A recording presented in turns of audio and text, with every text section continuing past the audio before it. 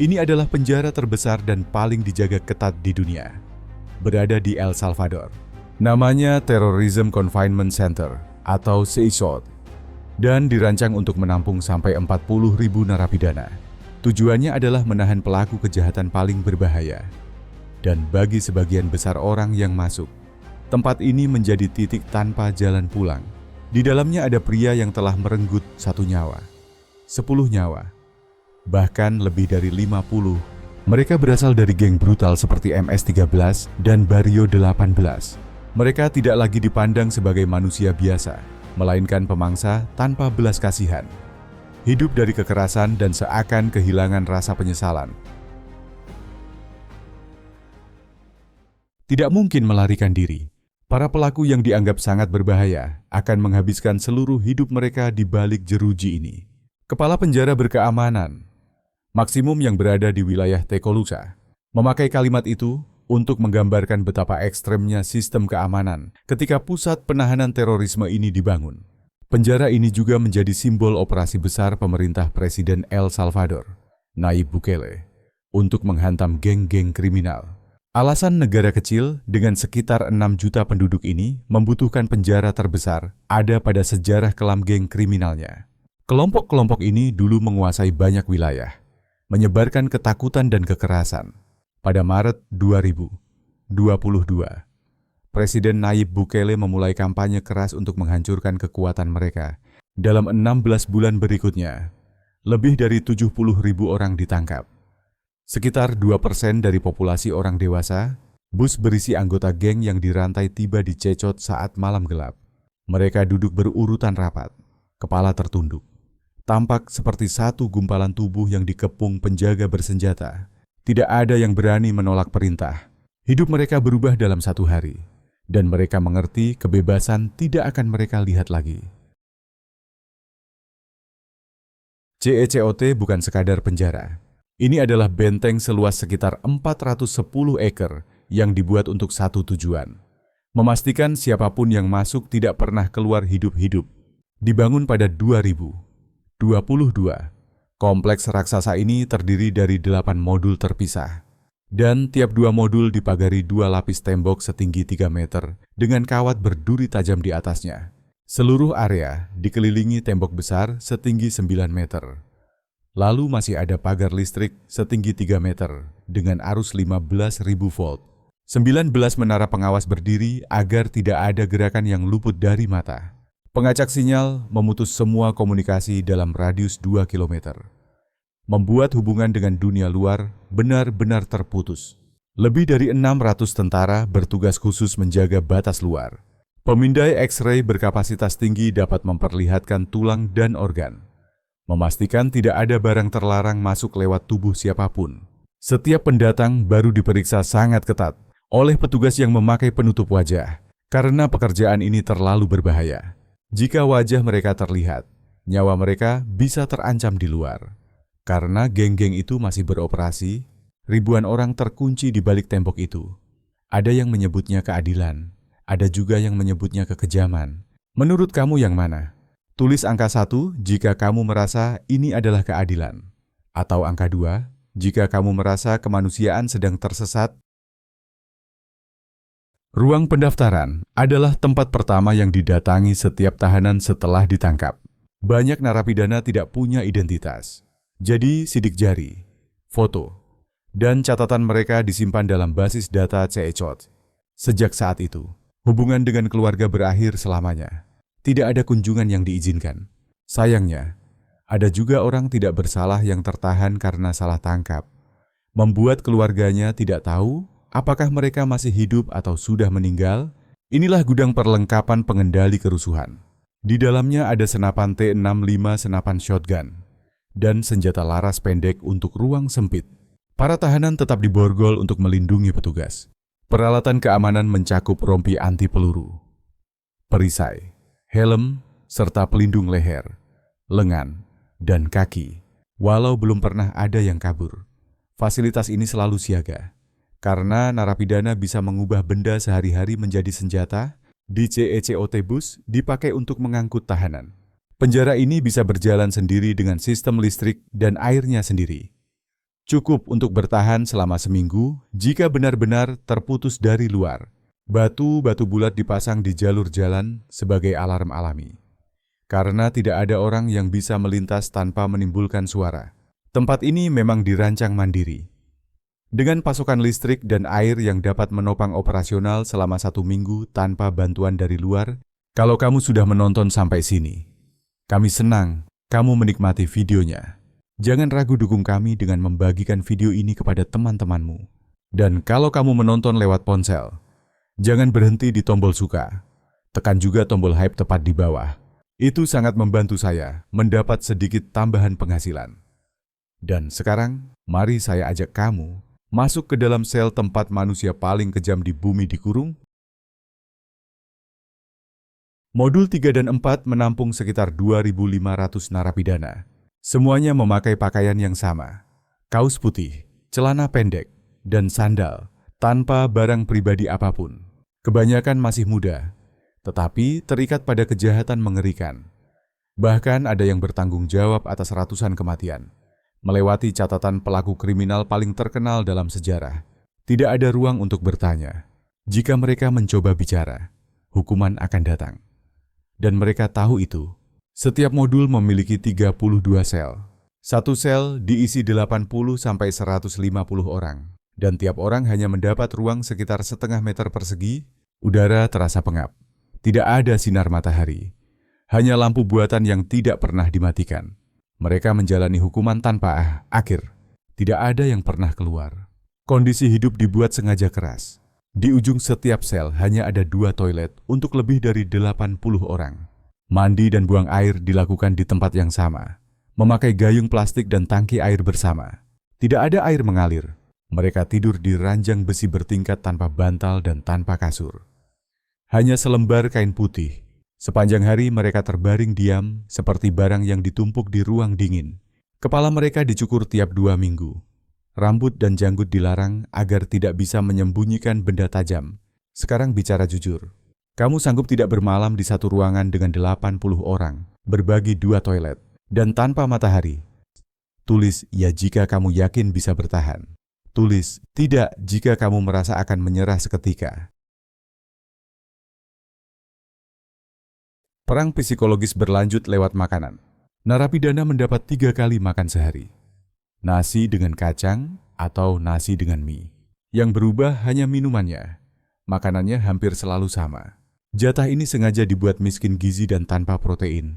Mereka makan dengan tangan dan harus membersihkan nampan sebelum mengembalikannya. Di seberang sana ada sel isolasi, tempat paling kejam di seluruh penjara. Narapidana yang melanggar aturan bisa ditahan di sana sampai 15 hari. Yang ada hanya gelap. Mereka kehilangan rasa waktu. Dan tidak ada tempat tidur. Hanya lantai beton yang dingin. Toilet yang kotor berada dekat tempat cuci. Dan hanya ada celah sempit untuk udara. Makanan diberikan lewat lubang berjaring yang juga dipakai untuk mengawasi mereka. Isolasi. Mereka bahkan tidak bisa melihat tangan sendiri. Banyak yang hancur sepenuhnya. Menurut pihak penjara, itu dianggap perlu bagi orang. Orang yang dulu merasa punya kuasa atas hidup dan mati orang lain. Mereka boleh meminta ampun kepada Tuhan. Tetapi di sini, keadilan harus didahulukan. Para narapidana ini dulu bagian dari geng MS-13 dan Barrio 18 yang selama puluhan tahun menguasai lingkungan di El Salvador. 2 geng yang saling bermusuhan ini bertahun-tahun memeras warga dan membuat penderitaan besar bagi masyarakat. Banyak dari mereka memiliki tato di hampir seluruh tubuh, bahkan sampai wajah. Sebagai tanda kesetiaan dan tingkat kedudukan, bagi MS-13 tato sering memuat huruf awal atau angka 13. Anggota Barrio 18 memakai simbol seperti 18 atau 666 yang jika dijumlahkan menjadi 18 dan dikaitkan dengan makna setan. Atau mereka memakai angka Romawi. Tato geng di wajah menjadi penanda jelas bahwa orang itu termasuk yang paling kejam dan paling tinggi posisinya. Berpapasan dengan sosok seperti itu di jalan dulu serasa menatap kematian. Setiap tato membawa cerita kekerasan. Jaring laba-laba bisa berarti seseorang terjebak dalam jaring hukum dan menjalani hukuman panjang. Tato tanduk setan menjadi lambang gelap yang menunjukkan pemujaan pada setan. Ada yang bahkan mengaku melakukan aksinya atas perintah setan. Tato air mata sering menandakan seseorang telah mengakhiri nyawa orang lain. Jumlah air mata menunjukkan berapa banyak nyawa yang diambil. 3 air mata bisa bermakna jumlah korban sudah begitu banyak, sampai mereka sendiri tidak lagi menghitung. Kalimat tertawa sekarang, menangis nanti bersama tato topeng atau badut memberi pesan yang jelas. Bertahan saat sulit sekarang, lalu hadapi akibatnya kemudian. Tato-tato yang dulu membuat satu komunitas gemetar, kini menjadi pengingat permanen tentang kejahatan mereka di makam beton ini. Jika kamu menengadah, ada jalur jalan setapak di atas sel. Tempat para penjaga mengawasi para tahanan dari posisi yang lebih tinggi, kamera dipasang di mana-mana, dan merekam setiap sudut selama 24 jam tanpa henti. Agar tidak ada gerakan yang terlewat, modul tetap terang, siang dan malam untuk memudahkan pengawasan. Saat matahari tenggelam, lampu tetap menyala. Mereka selalu berada dalam pantauan. Sekali seminggu, kelompok kecil narapidana diizinkan keluar untuk belajar Alkitab dan berolahraga di bawah pengawalan ketat. Tidak pernah terjadi insiden selama jeda singkat ini. Pria-pria yang dulu menguasai lingkungan lewat teror dan kekerasan, kini tidak bisa melangkah satu langkah pun tanpa izin. Jadwalnya dibuat bergilir karena area terbuka tidak cukup untuk semua orang sekaligus. Ketika mereka keluar dari sel, sebagian mencoba menggerakkan bibir ke arah kamera, seolah ingin menunjukkan bahwa geng mereka masih punya pengaruh di luar tembok ini. Laporan intelijen menyebutkan bahwa geng bisa saja mencoba membalas dendam kepada warga sipil. Pemerintah mengeluarkan peringatan keras. Jika geng menyerang orang tak bersalah, para tahanan tidak akan menerima sebutir nasi pun. Penjara ini berjalan dengan prinsip menghapus sisi manusia sepenuhnya. Narapidana tidak punya nama, hanya angka. Mereka tidak punya barang, tidak punya privasi, dan tidak punya harapan. Lampu yang terus menyala mengacaukan pola tidur alami, membuat mereka selalu bingung dan tidak stabil. Kepadatan berlebihan membuat ruang pribadi menjadi sesuatu yang tidak lagi ada. Setiap bagian dari cekot disusun untuk mematahkan semangat manusia sampai habis. Bekerja di cekot menuntut dedikasi dan keberanian besar dari penjaga dan staf. Polisi yang bertugas di penjara ini beristirahat di asrama, di dalam fasilitas saat menjalani shift panjang. Ada area khusus untuk mereka bercukur dan menyetrika seragam, menjaga tampilan rapi yang mewakili wibawa negara. Sebuah pusat kebugaran di dalam kompleks membantu petugas menjaga kondisi fisik. Sesuatu yang penting saat menghadapi situasi berbahaya. Dinding raksasa setinggi 9 meter yang mengelilingi Cecote dilengkapi pagar listrik, dan penjaga terus memantau dari menara keamanan yang ditempatkan. Kira-kira setiap 50 meter, sistem listrik terhubung dari beberapa sumber agar tidak mudah terganggu. Bahkan ada tangki penampung air yang cukup untuk 1 minggu. Dengan langkah pencegahan agar air tidak diracuni atau dicemari seperti yang pernah terjadi di tempat lain, sebagian penjaga mengaku mengalami mimpi buruk dan kecemasan karena bekerja di lingkungan seperti ini. Yang lain merasa puas karena yakin mereka sedang melindungi masyarakat dari pelaku berbahaya. Beban moral dalam pekerjaan mereka mencerminkan pertanyaan besar tentang keberadaan Cecot dan cara-cara yang dipakai di dalamnya. Di antara puluhan ribu narapidana, ada satu nama yang lebih sering disebut daripada yang lain. Dan nama itu bahkan menakutkan bagi penjahat yang sudah keras, Marvin Ernesto Marino Vasquez, dijuluki Psycho. Reputasinya dianggap sangat berbahaya, sampai saat ia dipindahkan atau diwawancarai. Dibutuhkan 12 penjaga mengelilinginya demi keamanan mutlak. Psycho berusia 41 tahun, tetapi wajahnya terlihat jauh lebih muda. Tatapannya dingin, dan di balik sikap tenangnya ada aura yang membuat merinding. Seolah rasa bersalah melekat pada dirinya saat ditanya tentang tato di seluruh tubuhnya. Ia mengangkat lengan dengan tenang dan memperlihatkan tulisan M13 tanda dari salah satu geng paling terkenal di dunia. Ia bergabung dengan EMS-13 pada 2004, tetapi jalan kriminalnya dimulai jauh lebih awal. Saat ia berumur 11 tahun, semua bermula dari kemiskinan dan rasa ditinggalkan. Tanpa sosok ayah, Marvin kecil mencari arah dan rasa memiliki pada geng. Karena kekurangan hal dasar seperti pakaian dan sepatu, ia mulai mencuri agar bisa bertahan. Kemudian ketika keluarganya pindah ke Amerika Serikat, ia mencoba memperbaiki hidup. Namun budaya geng di sana justru lebih kuat. Untuk masuk MS-13 di Amerika, ia harus membuktikan kesetiaan lewat kekerasan. Ia harus siap menyingkirkan siapapun jika geng memerintahkannya. Bahkan anggota keluarga, sebenarnya ia bisa menjalani hidup baik di Amerika bersama keluarganya, bekerja secara legal dan membangun masa depan. Namun ia memilih jalan yang salah. Tergoda oleh rasa kuasa dan penghormatan yang datang dari status sebagai anggota geng. Kini, duduk dengan seragam putih penjara, Saiko menyampaikan pesan untuk anak muda yang sedang mempertimbangkan hidup geng. Pergi ke sekolah, dengarkan orang tua, jangan ikuti jalanku. Penyesalan terdengar jelas dalam suaranya. Saat ditanya langsung berapa banyak orang yang ia habisi, jawabannya adalah diam yang berat dan menakutkan. Dan itu sudah cukup menjelaskan betapa dalam kejahatannya.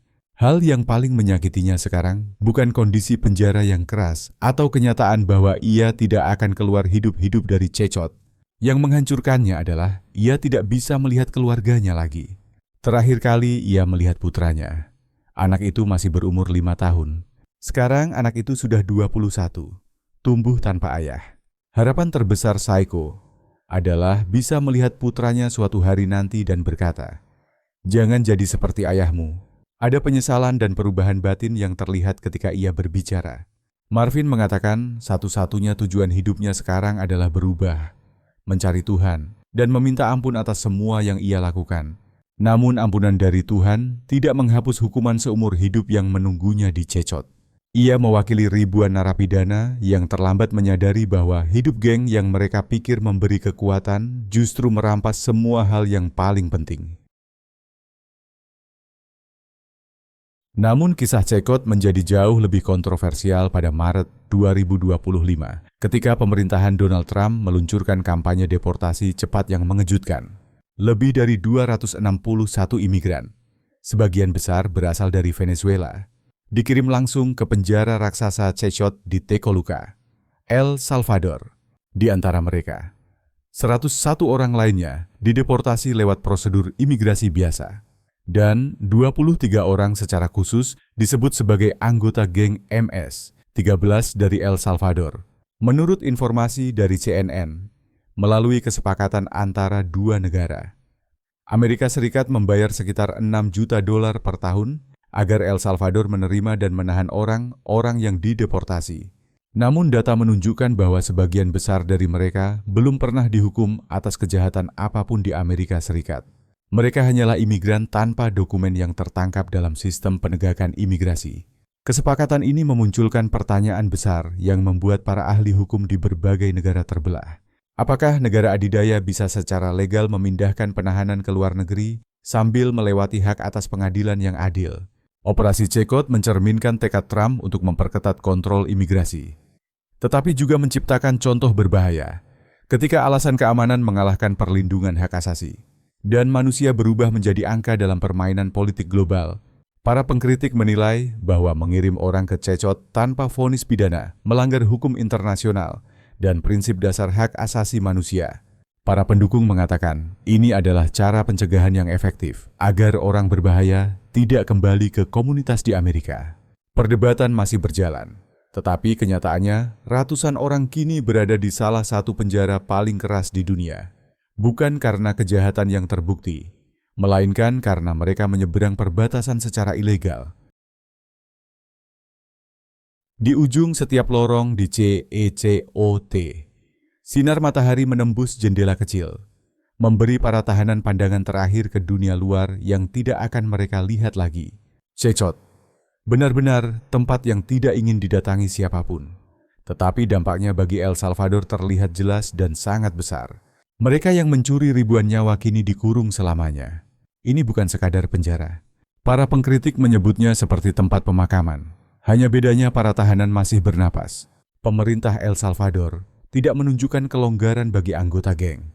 Tidak ada pengampunan, tidak ada program pemulihan, dan tidak ada harapan untuk menebus diri. Angkanya berbicara sendiri. Dulu, tingkat pembunuhan di El Salvador mencapai 104 per 100.000 penduduk. Membuatnya termasuk negara paling berbahaya di bumi. keluarga hidup dalam ketakutan, bisnis membayar uang pemerasan, dan anak-anak tidak bisa bermain dengan aman di lingkungan mereka. Namun pada 2023, angka pembunuhan turun drastis menjadi hanya 2,4 per 100.000. Perubahan yang membuat banyak pengamat internasional terkejut. Secara statistik, El Salvador kini termasuk salah satu negara paling aman di dunia. Orang tua bisa membiarkan anak-anak bermain di luar. Bisnis berjalan tanpa harus membayar pajak geng. Pariwisata kembali ke wilayah yang dulu dianggap terlalu berbahaya.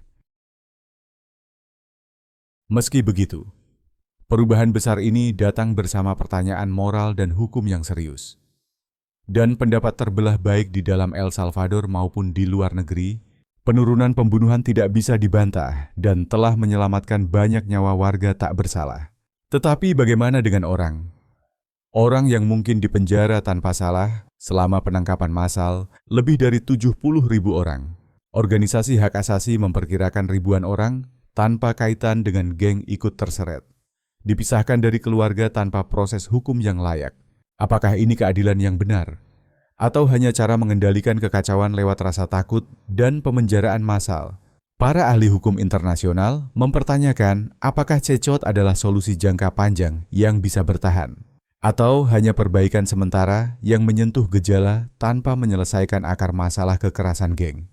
Kondisi di dalam cecot juga dinilai bisa termasuk hukuman yang kejam dan tidak wajar, yang bertentangan dengan standar hak asasi internasional. Namun bagi warga El Salvador biasa yang hidup puluhan tahun di bawah teror geng, cecote terasa seperti pembebasan dari ketakutan. Mereka berpendapat bahwa masalah luar biasa membutuhkan langkah luar biasa. Dan hak warga tak bersalah harus lebih penting daripada kenyamanan penjahat yang sudah terbukti bersalah. Perdebatan terus berlanjut. Tetapi satu hal pasti, Cecot telah mengubah El Salvador secara mendasar dan menciptakan model pemenjaraan ekstrem yang kini dipelajari. Bahkan mungkin ditiru oleh negara lain. Apakah ini kemajuan atau langkah mundur bagi hak asasi? Bisa bergantung pada sudut pandang dan pengalaman pribadi seseorang terhadap kekerasan geng. Dunia memperhatikan percobaan El Salvador ini dengan rasa kagum sekaligus cemas. Karena pelajaran dari Cecot akan memengaruhi kebijakan keadilan pidana jauh melampaui negara kecil di Amerika Tengah ini. Kisah penjara Cecot menunjukkan kenyataan rumit tentang keadilan modern di dunia ketika cara lama menghadapi kejahatan dianggap gagal. Kita melihat bagaimana sebuah negara kecil berubah dari salah satu negara paling berbahaya menjadi salah satu yang paling aman. Lewat metode yang menantang cara pandang kita tentang hak asasi dan keadilan pidana. Dari benteng yang sulit ditembus dan dibuat untuk mematikan harapan. Ke sel yang padat, di mana para mantan pemimpin geng kini hanya terbaring diam. Sampai kesepakatan deportasi yang memindahkan masalah imigrasi Amerika ke luar negeri. Cecot menjadi simbol sekaligus bagi sebagian orang ini seperti keajaiban keamanan. Bagi yang lain ini seperti bencana hak asasi manusia. Menurutmu, apakah Cecot adalah keadilan yang diperlukan untuk kejahatan yang mengerikan? Atau sudah melewati batas menjadi hukuman yang kejam dan tidak wajar? Jika negaramu menghadapi kekerasan geng yang sama, apakah kamu akan mendukung langkah ekstrem seperti ini demi mengembalikan rasa aman? Bagikan pendapatmu di kolom komentar. Kami selalu senang mendengar lebih banyak dari kamu. Jangan lupa tekan subscribe dan aktifkan lonceng notifikasi supaya kita bisa bertemu lagi di video berikutnya. Terima kasih sudah bersama kami hari ini. Semoga kamu menikmatinya. Dukunganmu benar-benar berarti besar. Semoga kamu selalu diberi yang terbaik. Terima kasih sudah menonton. Kalau video ini lucu atau bermanfaat, jangan lupa like, subscribe, dan nyalakan loncengnya agar tidak ketinggalan video baru. Sampai jumpa di video berikutnya.